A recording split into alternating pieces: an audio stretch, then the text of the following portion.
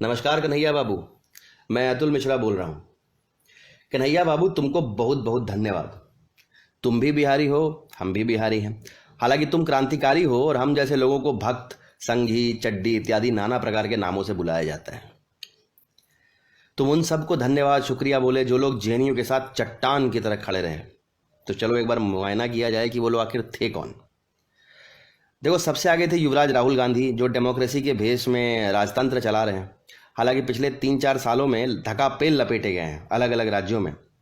दूसरे नंबर पे थे क्रांति मस्तक मणि श्रीमान अरविंद केजरीवाल जी, क्योंकि दिल्ली में अब सर्वत्र खुशहाली का माहौल है, महिलाएं सुरक्षित हैं, शीला दीक्षित जेल में है, एमसीडी खुश है, वाईफाई और सीसीटीवी से पूरे दिल्ली में रौनक है, नए स्कूल कॉलेज खुल चुके हैं, सशक्त लोकपाल पारित हो चुका है। कुल मिला के मैनिफेस्टो के सारे पॉइंट्स पूरे किए जा चुके हैं। इसलिए अब वो बाकी देश सुधार रहे हैं।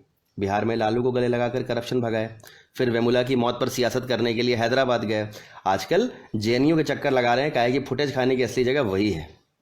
अब तीसरे नंबर पर आते हैं एचओडी ऑफ वामपंथ श्री येचुरी जी, जो बंगाल हार चुके हैं, केरला हारने वाले हैं और आखिरी किले के ध्वस्त होने की तिलमिलाहट जो है वो बर्दाश्त नहीं कर पा रहे हैं। इन सब का कोई पर्सनल गेन नहीं होगा मेरे ख्याल से, बड़े शुद्ध मन से तुम्हारा सपोर्ट कर रहे हैं, तो तुम्हारा धन्यवाद भी बनता है। कन्हैया बाबू, तुमने कहा कि तुम लोकतांत्रिक हो और ये भी कहा कि तुम संविधान पे भरोसा रखते हो, मतलब जैसे कि शुरुआतें झूठ से हुआ। तो ये बताओ कि क्या अफजल गुरु की फांसी जो थी वो क्या असंवैधानिक थी? क्या उसे न्यायिक प्रक्रिया से वंचित रखा गया? क्या राष्ट्रपति असंवैधानिक पद है या उसका फैसला न्याय संगत नहीं है? तुम्हें संविधान में कोई भरोसा नहीं है, झूठ बोलने की बात यहाँ नहीं है, क्योंकि जो वामपंथी क्रांति का जो रेज अगेंस्ट द सिस्टम होता है ना, वो तुम्हारे बहुत अंदर तक घर किया हुआ है। अच्छा, तुमने एक और बात कही कि जेएनयू का जो विद्रोह था वो बहुत स्पॉन्टेनियस था। एक एग्जाम्पल देता हूँ, उदाहरण। हम आईटी वाले हैं, सामान्यतः एक सॉफ्टवेयर बनाने में कई महीने लग जाते हैं, कभी कभी आवश्यकता पड़ने पर महीनों का काम हम हफ्तों में भी कर लेते हैं, कभी कभी तो कुछ दिन में भी कर लेते हैं। ये भी स्पॉन्टेनियस होता है। अब पूछो क्यों? क्योंकि आदत है, एक्सपीरियंस है, तैयारी प्लानिंग उस चीज़ की करते हैं जिसका अनुभव कम है या नहीं है।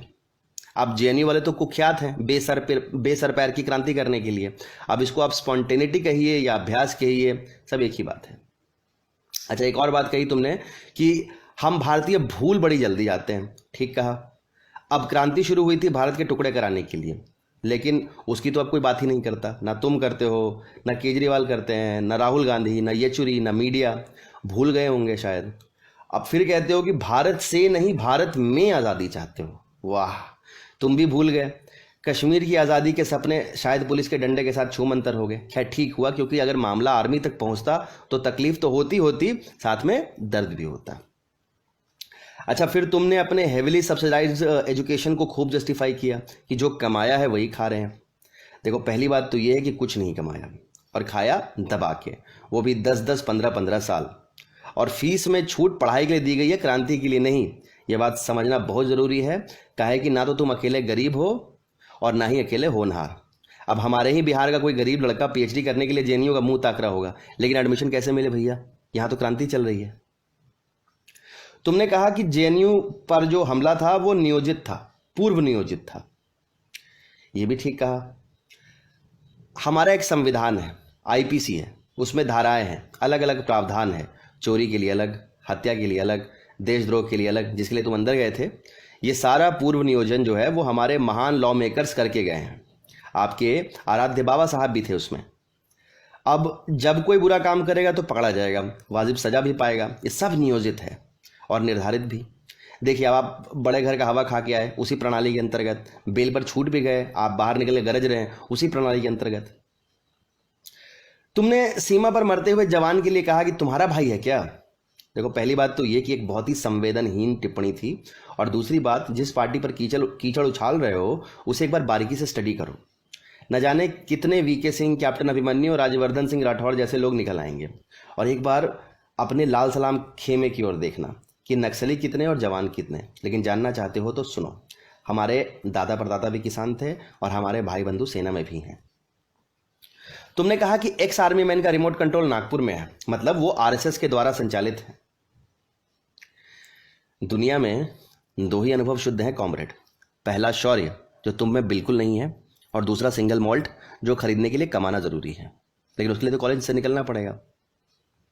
इसलिए मेरा मानना और मेरा कहना और मेरी हिदायत यही है कि आर्मी वालों से दूर रहो। उनकी सटक गई तो लाल सलाम की जगह पे मेजर सलाम, ब्रिगेडियर सलाम, जवान सलाम यही निकलेगा सुबह शाम। अच्छा, अब आते हैं मेन मुद्दे पर। तुम्हारी मुख्य मांग थी आज़ादी, गरीबी से, शोषण से, असमानता से, पूंजीवाद से, मनुवाद से, दलितों पर अत्याचार से, आतंकवाद से। बहुत अच्छी मांगे हैं, लेकिन एक बुनियादी सवाल भी है यहाँ पे। ये बताओ कन्हैया बाबू कि गरीबी जो है वो 1.5 साल पहले आई क्या? शोषण 1.5 साल पहले आया? असमानता 1.5 साल पहले आई? पूंजीवाद 1.5 साल पहले आया? मनुवाद 1.5 साल पहले आया? क्या दलितों पर अत्याचार 1.5 साल पहले शुरू हुआ? आतंकवाद 1.5 साल पहले आया? हमारे हिसाब से तो काफ़ी टाइम से ये सब चीज़ें अपने देश में।